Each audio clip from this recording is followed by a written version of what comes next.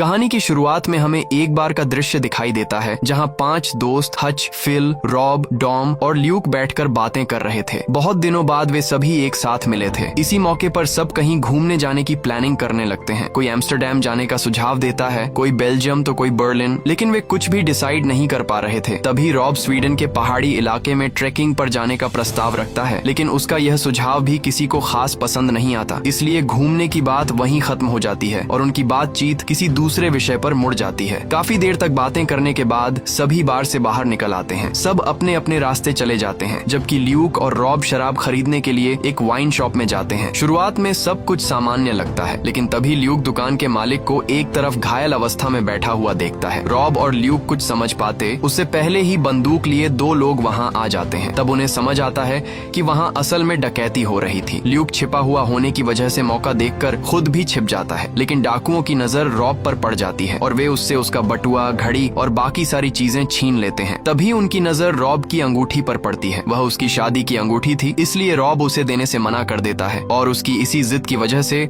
डाकू उसे बेरहमी से मार डालते हैं। अचानक ल्यूक की नींद खुल जाती है। उस दिन की वह घटना आज भी एक डरावने सपने की तरह उसका पीछा करती रहती है। उसे लगता है कि अगर उस दिन वह डर कर छिपने की बजाय बाहर आकर अपने दोस्त की मदद करता तो शायद रॉब आज भी जिंदा होता। इसी अपराध बोध की वजह से वह खुद को ही सबसे ज्यादा दोषी मानता है। इसके बाद हम देखते हैं कि बाकी 4 दोस्त रॉब की आखिरी इच्छा पूरी करने के लिए स्वीडन के किंग्स ट्रेल पर ट्रैकिंग के लिए निकले हैं। लंबा रास्ता तय करने के बाद वे एक ऊंची जगह पहुंचते हैं और रॉब की याद में पत्थरों से एक छोटा सा स्मारक बनाते हैं। इसके बाद वे वाइन का कुछ हिस्सा मिलकर पीते हैं और कुछ हिस्सा जमीन पर उड़ेलकर अपने दोस्त को अंतिम श्रद्धांजलि देते हैं। हच बार बार ल्यूक को समझाने की कोशिश करता है कि उस दिन हुई घटना के लिए वह जिम्मेदार नहीं है, लेकिन अपने अंदर के अपराध बोध से ल्यूक किसी भी तरह बाहर नहीं निकल पाता। वे तय करते हैं कि रात वहीं बिताएंगे और सुबह होते ही फिर से यात्रा शुरू करेंगे। लेकिन सुबह उठते ही तेज बारिश शुरू हो जाती है। मौसम थोड़ा सामान्य होने के बाद वे फिर से ट्रैकिंग शुरू करते हैं। कुछ दूर जाने के बाद डॉम अचानक गिर जाता है और उसके पैर में चोट लग जाती है। पहाड़ के कठिन रास्तों पर चलना उसके लिए लगभग नामुमकिन हो जाता है। तब हच नक्शा देखकर एक शॉर्टकट चुनता है जो घने जंगल के बीच से होकर जाता था। शुरुआत में कोई भी उसकी बात से सहमत नहीं होता, लेकिन बाद में डॉम की हालत देखकर सब मजबूर होकर मान जाते हैं। लेकिन उन्हें जरा भी अंदाजा नहीं था कि उनका यही फैसला उन्हें कितनी बड़ी मुसीबत में डालने वाला है। वे धीरे धीरे जंगल के रास्ते पर आगे बढ़ने लगते हैं। शुरुआत में रास्ता बिल्कुल सामान्य लगता है, लेकिन धीरे धीरे जंगल का माहौल अजीब और डरावना होने लगता है। जंगल के और अंदर पहुंचते ही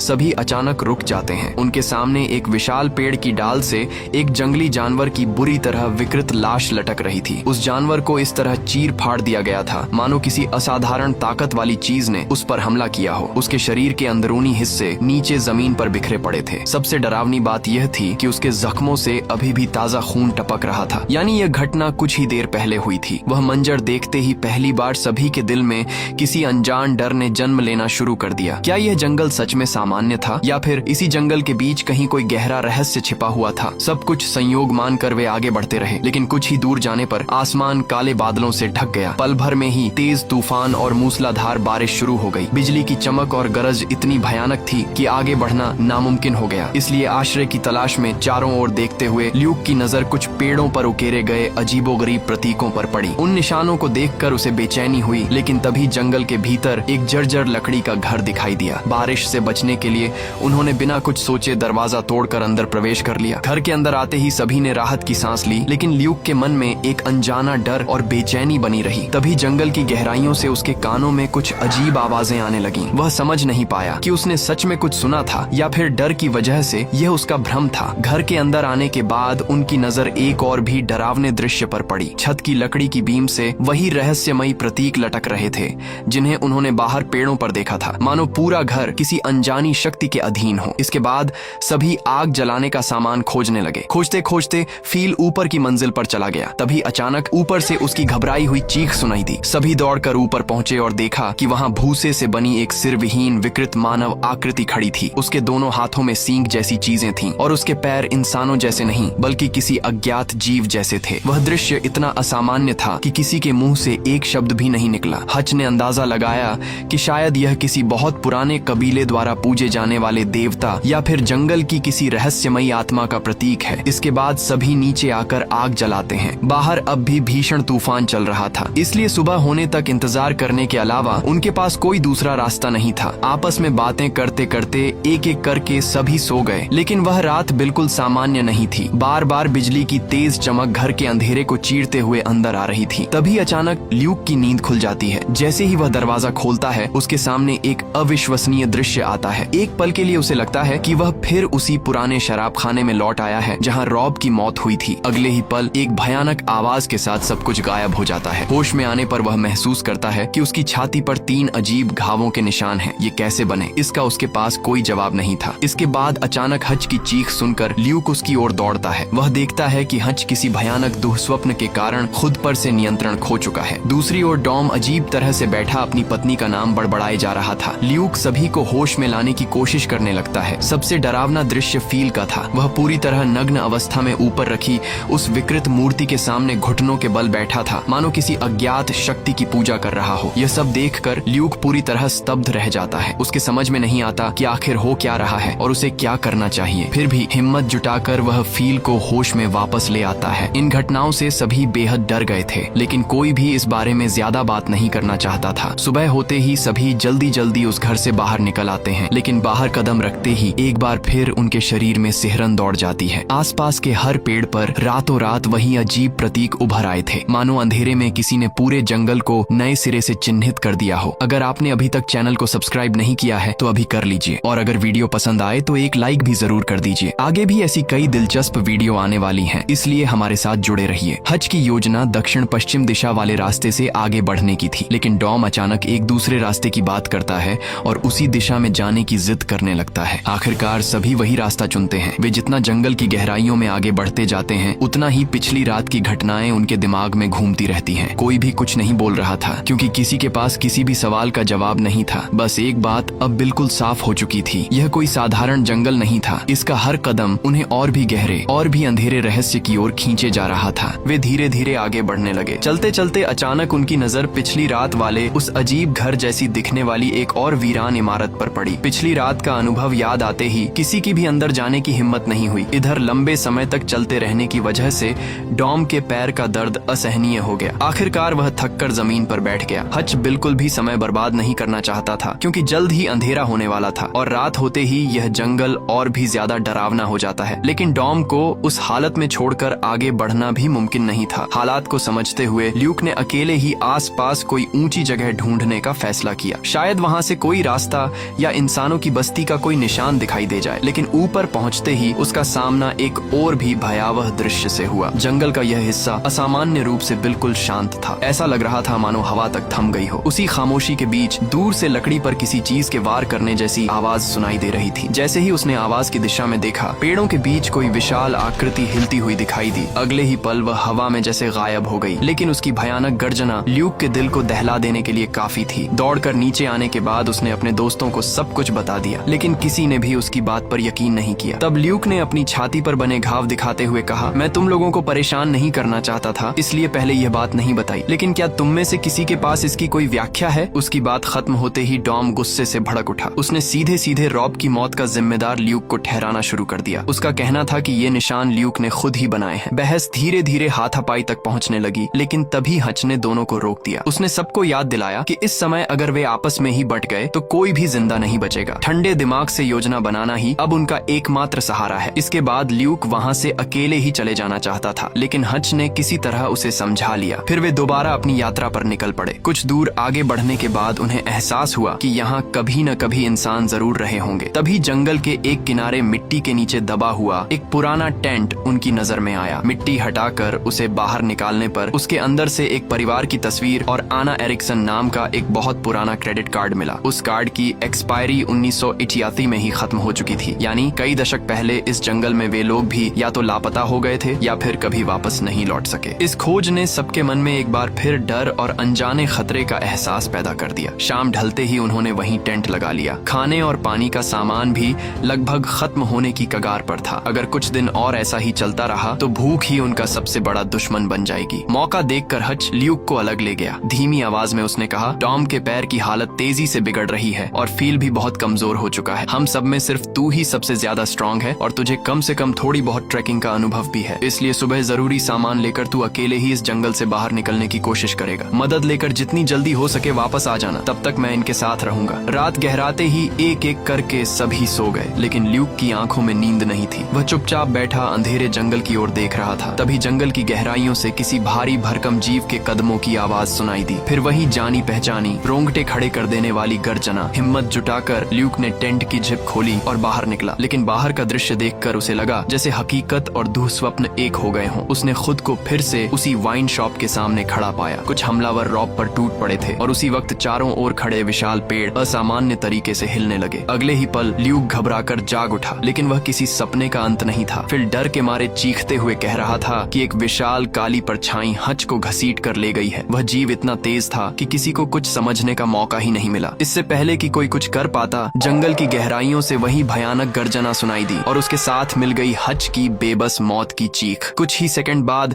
सब कुछ फिर से शांत हो गया। ऐसी खामोशी जो यह बता रही थी कि इस जंगल ने एक और जिंदगी निगल ली है। होश आते ही सब लोग पागलों की तरह चारों तरफ हाच को ढूंढने लगे, लेकिन पूरे जंगल को छान मारने के बाद भी उसका कोई पता नहीं चला। हालात को समझते हुए डम ने सबको शांत रहने के लिए कहा। उनका सारा खाना, सामान और जिंदा रहने के लिए जरूरी चीजें तंबू में ही थी। अगर वे बिना सोचे समझे जंगल में भागते रहे तो रास्ता भटकने का खतरा और बढ़ जाएगा। इसलिए मजबूर होकर उन्होंने फैसला किया कि वे तंबू में वापस जाकर अपना सामान ले आएंगे, किसी तरह रात बिताएंगे और सुबह होते ही फिर से हाच की तलाश शुरू करेंगे। लेकिन जिस बात का डर था वही हुआ। वे अपना रास्ता ही नहीं बल्कि अपना तंबू और सारा सामान भी खो बैठे। निराश होकर सब आगे बढ़ते रहे, लेकिन कुछ ही देर बाद उनके सामने ऐसा दृश्य आया कि मानो सब कुछ थम गया हो। एक विशाल पेड़ की डाल से हाच का निर्जीव शरीर लटका हुआ था। उसके शरीर को इतनी बेरहमी से नोचा फाड़ा गया था मानो किसी इंसान ने नहीं बल्कि किसी अमानवीय ताकत ने उसकी हत्या की हो। सीने से लेकर कमर तक का पूरा हिस्सा फटा हुआ था। अपने दोस्त की ऐसी हालत देखकर सब पूरी तरह टूट गए। हाच के परिवार का ख्याल आते ही उनके दिल और भी भारी हो गए। आखिरकार अपने दुख को दबाकर उन्होंने उसका शव नीचे उतारा और वहाँ से जितनी जल्दी हो सके निकलने का फैसला किया। डम ने कहा कि वे हाच का शव इस तरह छोड़कर नहीं जा सकते, लेकिन बाकी लोगों ने उसे समझाया कि अगर वे यहाँ समय बर्बाद करेंगे तो वे सब भी मारे जाएंगे। इससे बेहतर यही होगा कि वे जल्द से जल्द इस जंगल से बाहर निकलें और फिर बचाव दल को भेजकर हाच का शव यहाँ से ले जाया जाए। अब किसी के मन में जरा भी शक नहीं बचा था। पिछली रात उस रहस्यमयी घर में उन्होंने जो भयानक दुह स्वप्न देखे थे वे एक एक करके सच होते जा रहे थे। इसलिए बिना एक पल भी गंवाए वे उसी रास्ते पर आगे बढ़ने लगे जिस दिशा में हाच ने बाहर निकलने की बात कही थी। कई घंटों तक चलते रहने के बाद आखिरकार उन्हें पानी की एक छोटी सी धारा दिखाई दी। प्यास से बेहाल सब लोग वहाँ जाकर पानी पीने लगे। तभी लुक की नजर गीली मिट्टी पर बने कुछ अजीब आकार के विशाल पैरों के निशानों पर पड़ी। वे निशान सीधे जंगल की गहराई की ओर जा रहे थे। इतना ही नहीं, रास्ते के किनारे खड़े कई बड़े बड़े पेड़ भी मानो किसी बेहद ताकतवर चीज ने तोड़ दिए हों। यह नजारा साफ बता रहा था कि इस जंगल में वे अकेले नहीं हैं। वे दक्षिण पश्चिम दिशा की ओर बढ़ते रहे, लेकिन थका हुआ शरीर अब एक कदम भी आगे बढ़ना नहीं चाहता था। चारों ओर नजर दौड़ाकर रास्ते का कोई संकेत ढूंढने के लिए लुक एक ऊंची जगह पर चढ़ गया। वहाँ से उसे दूर हल्की सी रोशनी दिखाई दी। ऐसा लग रहा था कि जंगल के बीच कहीं इंसानों की बस्ती है। वह जोर जोर से सबको आवाज देने लगा, लेकिन किसी की भी कोई आवाज नहीं आई। इसलिए वह नीचे उतरकर सबको यह खबर देने गया। मगर वहाँ पहुँचते ही लुक ने जो देखा उसे देखकर वह पूरी तरह सन्न रह गया। अगले ही पल किसी अदृश्य ताकत ने फील को जमीन से उठाकर अंधेरे की ओर खींच लिया। उसी समय चारों तरफ एक भयावह गर्जना गूंज उठी, जिसकी आवाज से पूरा जंगल कांप गया। डर के मारे लुक भागने ही वाला था कि उसके सिर पर चोट लगी। कुछ सेकंड के लिए उसकी आंखों के सामने रॉब की वही भयानक मौत का दृश्य घूम गया। होश में आते ही उसने देखा कि उसके सामने सिर्फ फील की खून से भीगी हुई टॉर्च पड़ी है। तब भी साफ महसूस हो रहा था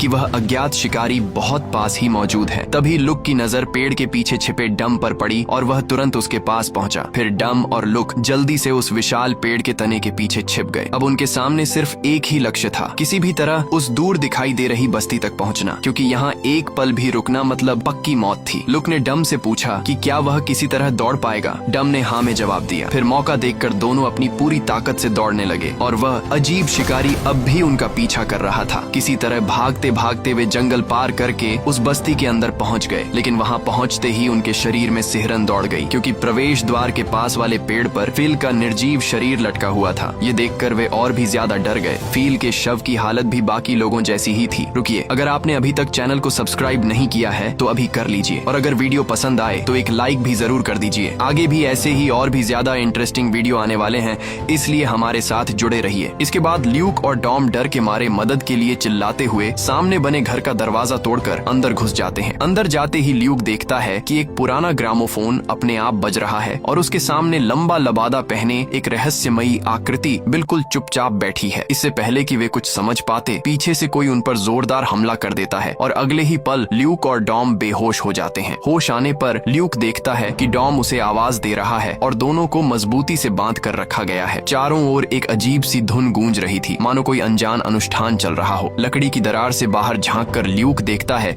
कि गांव के लोग लकड़ियों से एक बहुत बड़ा ढांचा बना रहे हैं। तभी डॉम उसे मेज पर रखी कुछ कांच की बोतलें दिखाता है और कहता है कि उन्हीं की मदद से अपनी रस्सियां काटनी होंगी। ल्यूक पूरी ताकत से उन बोतलों को नीचे गिराने की कोशिश करने लगता है। तभी दो आदमी और एक बूढ़ी औरत कमरे में आ जाते हैं। बूढ़ी औरत ल्यूक के पास जाकर उसे पानी पिलाती है, फिर अपने सीने पर बने घाव के निशान दिखाकर इशारे से समझाती है कि इस भयानक पूजा से यहाँ का हर व्यक्ति किसी न किसी तरह जुड़ा हुआ है। इसके बाद वह डॉम के पास जाती है, लेकिन उसके पानी मांगने पर भी उसे पानी नहीं देती। फिर वह उन दोनों आदमियों को इशारा करती है। वे दोनों डॉम को घसीटते हुए ऊपर ले जाते हैं। कुछ ही देर बाद ऊपर से डॉम की दर्दनाक चीखें सुनाई देने लगती हैं। इसी बीच एक युवती आकर ल्यूक से धीरे से कहती है कि आज रात उनके देवता के लिए किसी एक की बलि दी जाएगी। ये सुनकर ल्यूक समझ जाता है कि उनके पास अब बहुत कम समय बचा है। भयानक यातना देने के बाद डॉम को फिर वापस लाया जाता है। मौत के बिल्कुल सामने खड़ा डॉम ल्यूक से कहता है कि पिछले कई दिनों से एक ही डरावना सपना उसका पीछा कर रहा था। उस सपने में उसने खुद को जंगल की उस अमानवीय सत्ता के सामने बलि चढ़ते देखा था और थोड़ी दूर उसकी पत्नी खड़ी थी। तब उसने उस सपने को गंभीरता से नहीं लिया था, लेकिन अब उसे समझ आ गया कि वही सपना उसकी आने वाली मौत का संकेत था। आखिरी बार वह ल्यूक से विनती करता है कि अगर वह जिंदा बचकर निकल जाए तो इस अभिशप्त जगह का नामो निशान मिटा दे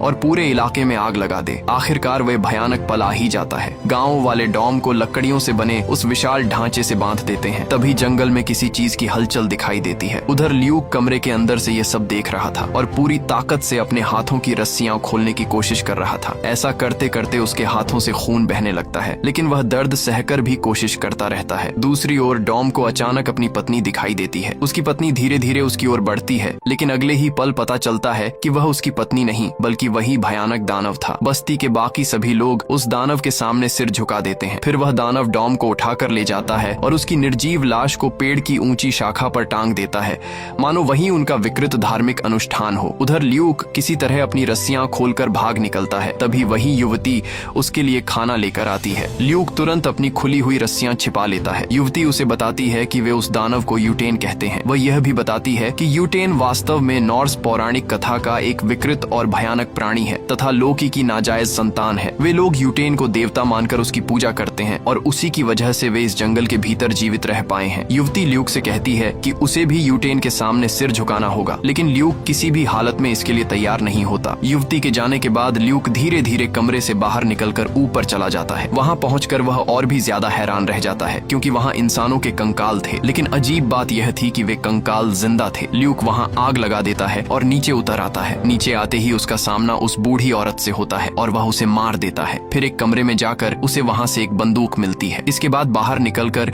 वह एक और आदमी पर गोली चला देता है। बस्ती में आग देखकर यूटेन भी बाहर आ जाता है और उसी युवती को उठाकर मार डालता है। तब ल्यूक यूटेन पर गोली चलाता है, लेकिन यूटेन उसकी ओर बढ़ने लगता है। अपनी जान बचाने के लिए ल्यूक जंगल के भीतर भागने लगता है। यूटेन उसका पीछा करता है, लेकिन ल्यूक अपनी बची हुई पूरी ताकत से उसका सामना करता है। तभी ल्यूक को फिर से रॉब की मौत का वही दृश्य दिखाई देता है। जब यूटेन उसे मारने ही वाला होता है, तभी ल्यूक एक धारदार हथियार से उस पर वार करके उसे घायल कर देता है और पूरी ताकत से दौड़ता रहता है। लंबे संघर्ष के बाद आखिरकार ल्यूक जंगल की सीमा पार करके बाहर निकल आता है। यूटेन उस सीमा को पार नहीं कर पाता। सुरक्षित जगह पर पहुंचकर ल्यूक कई दिनों से अपने भीतर जमा अपराध बोध और डर को एक जोरदार चीख के साथ बाहर निकाल देता है। दूर से यूटेन की आखिरी गर्जना सुनाई देती है, लेकिन अब उसकी कोई ताकत नहीं बची होती। इसी तरह ल्यूक मौत के इस अभिशाप को पीछे छोड़कर जिंदगी की ओर लौट आता है और यहीं इस भयानक कहानी का अंत होता है।